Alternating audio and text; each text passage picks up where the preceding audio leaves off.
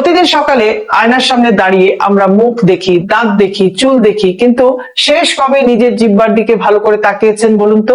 শুনতে অবাক লাগলেও অনেক সময় জিহ্বা আমাদের শরীরের ভেতরে কি ঘটছে তার একটা গুরুত্বপূর্ণ ইঙ্গিত দিতে পারে। রক্ত শূন্যতা, ভিটামিনের ঘাটতি, পানি শূন্যতা, এমনকি কিছু সংক্রমণের লক্ষণও কখনো কখনো জিহ্বায় ফুটে উঠতে পারে। আজকের ভিডিওতে আমরা একটু জানার চেষ্টা করব জিহ্বার রং, গঠন এবং পরিবর্তন দেখে কোন কোন স্বাস্থ্য সমস্যার ধারণা পাওয়া যেতে পারে।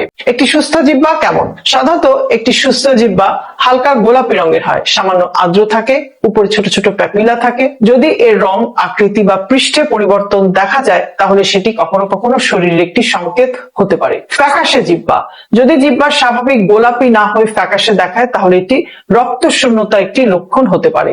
বিশেষ করে আয়রনের ঘাটতি, ফোলেটের ঘাটতি, ভিটামিন B12 এর ঘাটতি এরকম থাকলে এই জাতীয় সমস্যা হতে পারে। মসৃণ এবং উজ্জ্বল লাল জিহ্বা, জিহ্বার স্বাভাবিক ছোট ছোট দানাগুলো হারিয়ে গিয়ে যদি জিহ্বা চকচকে এবং মসৃণ হয়ে যায় তাহলে এটি ভিটামিন B12, আয়রন বা ফোলেটের ঘাটতির ইঙ্গিত হতে পারে। অনেকের জিহ্বায় জ্বালাপোড়াও অনুভূত হয়।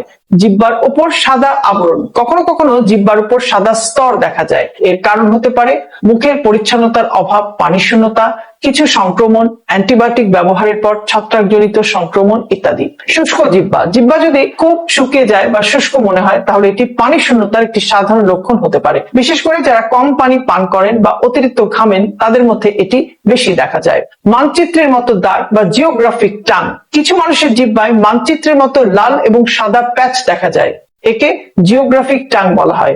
বেশিরভাগ ক্ষেত্রে এটি ক্ষতিকর নয়, তবে কিছু মানুষের ঝাল বা গরম খাবারেও কিন্তু অস্বস্তি হতে পারে।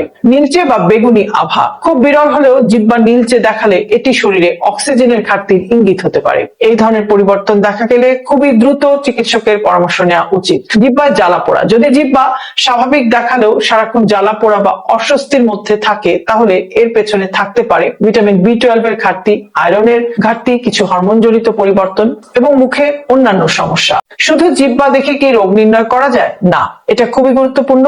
জিহ্বার পরিবর্তন অনেক সময় একটি সংকেত হতে পারে, কিন্তু শুধু জিহ্বা দেখে নিশ্চিতভাবে রোগ নির্ণয় করা যায় না। একই লক্ষণ বিভিন্ন কারণে হতে পারে, তাই কোনো পরিবর্তন দীর্ঘদিন থাকলে চিকিৎসকের সাথে পরামর্শ করা অবশ্যই জরুরি। জিহ্বা সুস্থ রাখতে আপনি কি করবেন? পর্যাপ্ত পানি পান করুন, সুষম খাবার খান বা ব্যালেন্স ডায়েট খান, আয়রন এবং ভিটামিন B12 এর দিকে নজর দিন, নিয়মিত দাঁত এবং জিহ্বা পরিষ্কার করুন, ধূমপান এবং তামাকজাত পণ্যগুলো এড়িয়ে চলুন।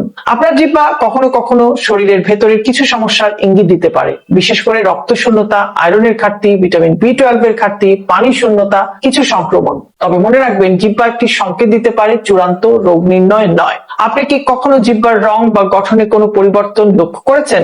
যদি খেয়াল করে থাকেন তাহলে অবশ্যই কমেন্টে আমাদের সাথে শেয়ার করতে পারেন।